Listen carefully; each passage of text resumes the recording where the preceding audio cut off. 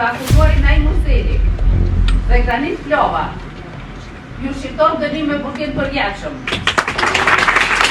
Gjykata themelore në Prishtinë ka dënuar me burgim të përjetshëm për vrasjen e Liridonas Adevajt, Naim Murselin e Granit Plavën.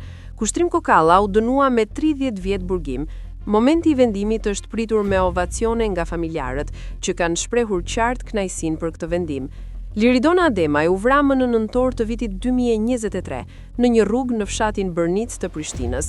Ish-bashkëshorti i saj, Naim Murseli, akuzohet për planifikimin e vrasjes. Plava akuzohet se e ka kryer vrasjen, ndërkaq Kushtrim Kokalla akuzohet se e ka njoftuar dorasin e dyshuar me Murselin. Aktakuza e ngarkon Murselin se e ka planifikuar vrasjen e bashkëshortes me qëllim hakmarrjeje dhe përfitimi financiar nga një sigurim jetësor në Suedi, në shumë prej rreth 260.000 eurosh.